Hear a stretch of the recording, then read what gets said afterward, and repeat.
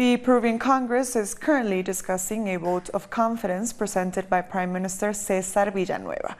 The aim is to press Congress to approve a series of constitutional reforms proposed by President Martín Vizcarra to fight corruption. Congress has already approved one reform regarding the National Council of Magistrates. This bill is the first of 4 proposed laws to fight corruption. These reforms are so important for changing the country, for making it respectable, for making it transparent and competitive, to make it viable for our children. But if he wants to look to the people for legitimacy, why not ask the people if he stays or goes, if this shortens or not the presidential term, and if not, we'll all go with him. If Vizcarra doesn't get the support he wants for his anti-corruption measures, he says he could dissolve Congress, although he doesn't want to. But if the reforms are passed, it will be the president's greatest achievements in his 6 months in office. I'm totally sure that I will get the confidence vote today. Not only as the executive power, rather I will receive the trust of the entire Peruvian people. Our correspondent in Lima, Jaime Herrera, has more. I'm at the Legislative Palace, where the meeting between lawmakers and Prime Minister César Villanueva started. Lawmakers are presenting the reasons why Congress must approve the 4 proposed laws to reform the political and judicial system.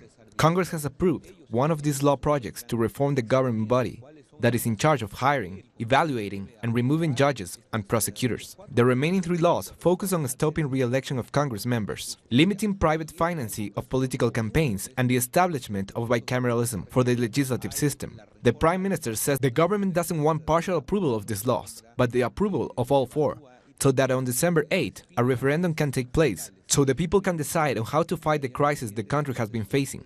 Let's not forget that former President Pedro Pablo Kuczynski had to resign due to corruption charges, not to mention all the judges, prosecutors, magistrates, etc., who have been involved in corruption cases.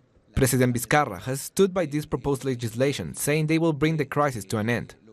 After today's meeting, lawmakers will debate and either approve or refuse the Prime Minister's proposals. We thank Jaime Herrera for that report. And still in Peru, 40 tons of cocaine have been destroyed this year. Interior Minister Mauricio Medina says it is possible that last year's record will be surpassed. Authorities have said former members of the Shining Path guerrilla group could be involved in drug trafficking. Peru is one of the world's largest producers of the coca leaf. Colombian guerrillas of the National Liberation Army say they have released another of the people they held captive.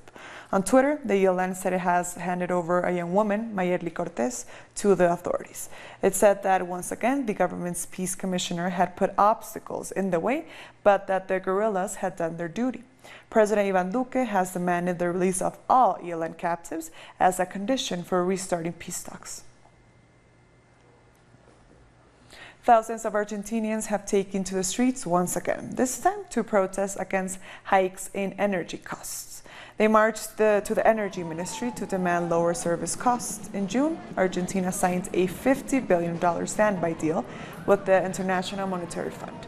But the deal was not enough to halt the run of the peso, which slid 26% in August alone. The blow it unleashes on Argentine families is tremendous. Bills that are impossible to pay for a working man or woman. The government can't continue to levy such brutal hits on the daily lives of Argentines. If it is hard for us working people who have jobs to pay, imagine how it is for a worker who is out of work. Hundreds have also protested against the arrest of 3 social leaders and police repression of peaceful protests. Our correspondent in Buenos Aires, Eduardo Esteban, has more. There has been widespread condemnation against the arrest of social leader Juan Grabois during a protest in Buenos Aires. Security forces attacked marchers using pepper spray and tear gas. These acts are seen as part of a systematic political persecution against impoverished sectors of society as well as against immigrants. Grabois is well known among social activists, especially for the work he's done with Pope Francis as consultant for peace and justice. Grabois has also been accompanying former President Cristina Fernández de Kirchner during her hearing in court. supporting the claims of political persecution against her. Grabois was jailed for 2 hours before being released. He's back to work fighting for the rights of impoverished communities and immigrants. We thank Edgardo for that report, and the Argentinian indigenous leader Milagro Sala has announced she wants to run for governor in the province of Jujuy. In a radio interview, Sala says she is preparing her campaign.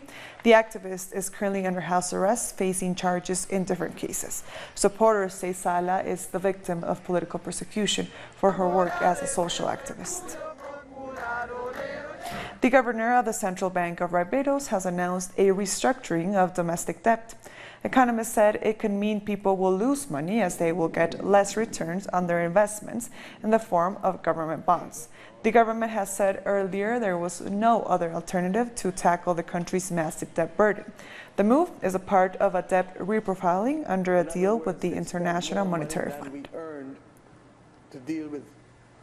The leaders of Trinidad and Tobago and Guyana have signed a major Memorandum of Understanding on oil and other issues. The MOU also includes cooperation in agriculture and security. The move comes as Guyana is in the midst of rapidly expanding its oil and gas sectors. The private sector has been wary of Trinidad's involvement in Guyana's energy sector. So for both of us, it's a win-win situation. And I would say for the Caribbean community as well, this is a significant step in making the Caribbean community stronger. Thank you. What today represents is a documentation of our commitment to do more in our neighborly relations with respect to the generation of economic and other kinds of activities for the benefit of the people of Guyana and Trinidad and Tobago. St. Kitts and Nevis has been celebrating the 35th anniversary of its independence from Great Britain. The Caribbean island gained independence from Britain in 1983. The islands were the first site of British colonial settlers in the Caribbean in the 17th century. The day is celebrated with festivals all over the islands and a speech by the Prime Minister.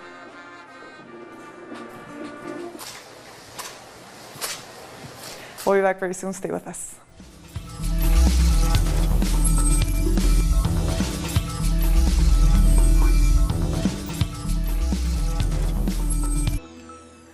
Welcome back. Former Spanish Prime Minister José Luis Rodríguez Zapatero could mediate a dialogue between the government and the opposition in Venezuela. Rodríguez Zapatero has arrived in Caracas to push for new talks. President Nicolás Maduro confirmed on Tuesday that his government is willing to sit down with the opposition. The former Spanish Prime Minister has been a central figure in several attempts to reach an agreement with Venezuela's opposition. On Tuesday, Venezuelan President Nicolás Maduro held a press conference for international media. He focused on advances made during his visit to China and talked about attempts by the mainstream media to justify a military intervention in the country. From the Miraflores Palace press room, President Maduro highlighted the agreements made with Beijing that seek to expand joint energy production and technological development. One of the goals set is to produce 1 million barrels of oil per day, which will be exported to China. Firmamos 28 acuerdos en esta oportunidad. We signed a total of 28 agreements during my visit, which amounts to over 700 joint development projects. We also signed an agreement for oil production that will help us grow our industry. Starting today, we need to produce 1 million barrels of oil per day. President Maduro also condemned the media campaign being waged by the international right-wing governments against the people of Venezuela. He called on the New York Times, the newspaper that disclosed recent conspiracies to oust him from power, to investigate Colonel Osvaldo Valentín García Palomo, who the president claims is responsible for arranging the meetings between U.S. officials and former members of Venezuela's military. Este es el hombre. If you see how many times this man has gone to Miami, you would be very surprised. He is the man financing these operations. I have called him out numerous times, and now I ask Interpol to capture him because he was involved in the assassination attempt against me on August 4th. Despite this, Maduro showed his willingness to start talks with the United States, as long as the discussions are based on mutual respect and cooperation between the two nations. Nonetheless, he questions Colombia's new government for its constant conspiring against Venezuela. El gobierno actual de Colombia Colombia's government responds to the far right, to Uribismo, and have declared themselves enemies of Venezuela. They are obsessed with us. They hold so much hate against us. They are experts in false positives. Foreign Minister Trujillo's only job is traveling to Washington, D.C. It's highly suspicious for a foreign minister to travel to another country for 7 days. In the end, President Maduro continues to show his willingness to talk with political sectors that have sought to overthrow him, while at the same time continues to strengthen Venezuela's relationship with China. People in Guatemala are planning to protest once again to reject the decision of President Jimmy Morales to expel the UN Commission Against Impunity from the country. Our correspondent Mario Rosales has the latest from Guatemala City. People have high expectations as the 48-hour deadline to name a new commissioner for the International Commission Against Impunity has passed. The government asked the Secretary of the UN, Antonio Guterres, to replace Ivan Velázquez, currently head of the mission. But he was banned from entering the country after President Jimmy Morales expelled the international body as well. However, the Constitutional Court has ordered the president to reverse this decision. The legal agreement signed between the government and the UN does not allow local authorities to send a list of candidates. It's the General Secretary's duty to name this person. Meanwhile, the Public Ministry has started an investigation to determine if the Foreign Minister, Sandra Joelín, committed a crime by not complying with the court's order. Demonstrations are expected on Thursday to reject the decision of Guatemala regarding the UN mission. We thank Mario for that report. Mexican rescue workers have attended a religious ceremony to mark the anniversary of 2 deadly earthquakes. One devastated the country a year ago, claiming 369 lives. The second one, in 1985, killed more than 10,000 people. Rescuers say the country needs to be better prepared for these tragedies. As we were hit again, the new generation realized that it is not a joke, that we need to be prepared, and we must get closer to the civil protection. Mexican politics has a new face, a gangster turned lawmaker. Pedro Carrizales left violence behind to become a local lawmaker in San Luis Potosí. He says López Obrador is his main inspiration. He has denounced classism in Mexican politics, but says he has found peace in activism. His motto has become consistency and tenacity. Colombian military personnel says they are still looking for the leader of the Oliver Sinesterra Front. Over 4,000 soldiers are searching for Walter Arizala, known as Huacho, in the border with Ecuador. 3 days ago, the Colombian and Ecuadorian governments said he was wounded during a military intervention. It's absolutely clear that this is the house where he was with his security structure, far from his area of influence in the border with Ecuador. A group of women in Brazil are mobilizing against right-wing candidate Jair Bolsonaro on social media. The Facebook group, Women United Against Bolsonaro, has gathered nearly 2 million members in just a few days. They say Bolsonaro goes against women's rights. They have called for a protest on September 29th, a week before the presidential elections. He represents a policy that goes against all the rights we have won throughout history and has been in the limelight, especially in recent times. Women's movements are the ones who have fought the most against injustice, unemployment. We women have the worst social statistics. Our sons are dying because of violence, trafficking, and corruption. Legal experts are addressing divergent views on Cuba's new constitution, which paves the way for same-sex marriage. Our correspondent in Havana, Laura Prada, tells us more. He is one of the sociologists who wrote the booklet Deconstructing Myths About Same-Sex Couples, a useful text that feeds into the debate taking place in Cuba over proposed constitutional reform, in particular the modification of Article 68, which would allow same-sex marriage. This booklet was collectively created based on a debate we knew Cuban society would engage in. After learning that Article 68 of the Constitution will be altered, well, the preliminary draft for constitutional change proposes a new definition for marriage. Experts agree that Article 68, which redefines marriage as the consensual and voluntary union between two people, is closely related to Article 40, which extends the rights of the people. In this, we ensure people will have equal rights from birth. We would not fulfill the principle of equality if we fail to accept that not only are we equal in terms of gender, skin color, and religion, but also in terms of sexual orientation.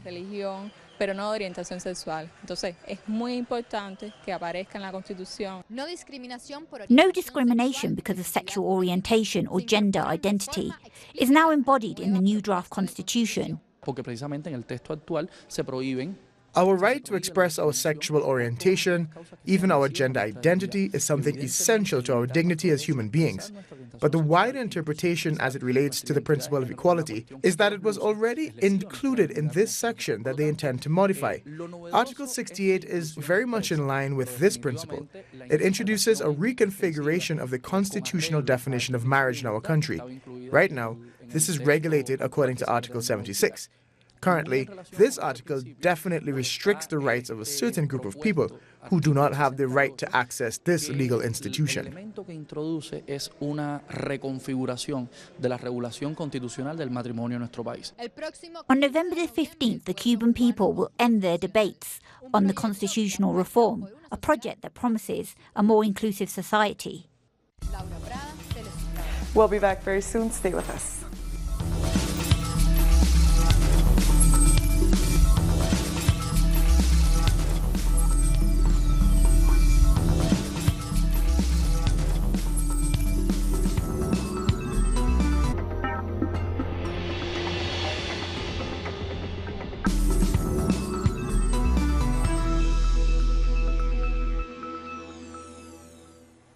Welcome back. A court in Pakistan has ordered the release on bail of ousted former Prime Minister Nawaz Sharif and his daughter.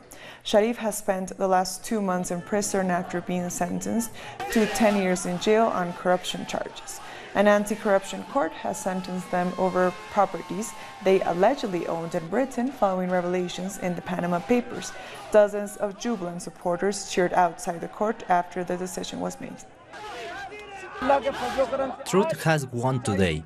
Today the prayers of 2.2 billion Pakistanis people have won. These decisions are made on the basis of justice. We respect these rulings. We salute the judiciary over these rulings. And all the allegations against Nawaz Sharif have fallen into the trash today. South African President Cyril Ramaphosa has hailed the election of Singizwa Losi as president of the Congress of South African Trade Unions. President Ramaphosa described Losi's election as a step forward and a victory for women, especially black women. Losi was elected unopposed. Delegates at the COSATU Congress also welcomed her election.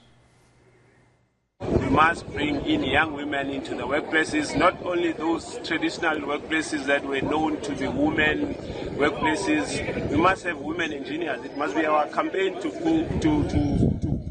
push for women engineers, just like we've pushed for women leadership. We are still having challenges, hence the economy and our productivity is affected as a country.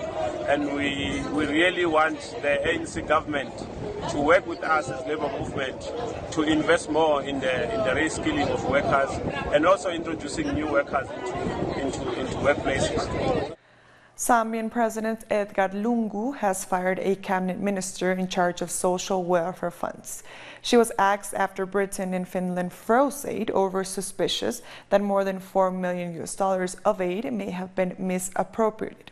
The minister is accused of using funds meant for payments to vulnerable households to refurbish her office. The president has further ordered the investigative wings to prove the misappropriation allegations. Displaced Ethiopians recount deadly violence against ethnic minorities in the suburbs of the country's capital. About 23 people from Ethiopia's ethnic minorities have been killed during the last few days in the suburbs of Addis Ababa. Displaced victims blame the attacks on the country's largest ethnicity, the Oromos. People angered by the killings protested on roads in the capital, leaving a further 5 people dead. When they tried to cut my granddaughter's breast, I took out mine and I begged them to cut mine instead. Then they stopped, but they took her father. Eritrea has arrested a former minister who wrote books critical of the country's leader. British-based rights body Human Rights Concern Eritrea said Berhan Abrey, minister from 2000 to 2012, was arrested on Monday morning in the capital, Asmara. Human Rights Concern Eritrea said Abrey had accused the president of being responsible for the suffering of the Eritrean people. Kim Jong-un has offered a farewell dinner to South Korean President Moon Jae-in. With this dinner, the two Korean leaders closed their 2-day summit. In their meetings, the North Korean leader promised to shut down a missile engine testing site. The two Koreas have agreed to turn the peninsula into a quote, land of peace without nuclear threats. Employees of the fast food giant McDonald's in the U.S. are on strike to protest against sexual harassment. Demonstrations are taking place in Kansas City and Chicago. They're demanding that management take stronger action against sexual harassment in the workplace. No single worker in any industry in the last century has gone on strike for sexual harassment. So today, fast food workers, just like me, are breaking the silence. We're taking this historic step and we're going on strike to tell McDonald's no more sexual harassment. A Catholic diocese in Brooklyn has reached a $27.5 million settlement with 4 men who were sexually abused as children. The victims were abused by a catechism teacher when they were between the ages of 8 and 12. This is one of the largest settlements ever awarded to individual victims of abuse within the church. The settlement has come amid a flurry of disclosures of sex abuse cases within the Catholic Church. Former Spanish Prime Minister José María Aznar appeared before the parliamentary commission that investigates finances to account for his irregularities. During 4 hours of questioning, he evaded answers and denied his alleged participation in the Iraq War. He also rejected the court sentence against his party's corruption, saying there was no illegal conduct. Usted es el expresidente de mi país. Ukraine's rock star Stavros Vakarchuk is apparently considering running for the presidency in his country. The polls suggest he could become close behind the favorite, Yulia Tymoshenko, and well ahead of the current president, Petro Poroshenko. He is meant to be announcing his candidacy this Friday on Independence Day in Ukraine.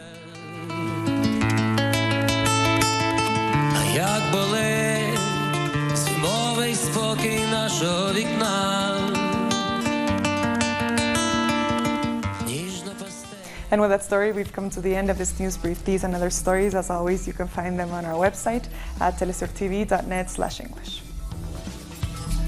And also join us on social media, on Facebook, on Twitter, and on Instagram. For Telesur English, I am Estefania Bravo. Thank you for watching.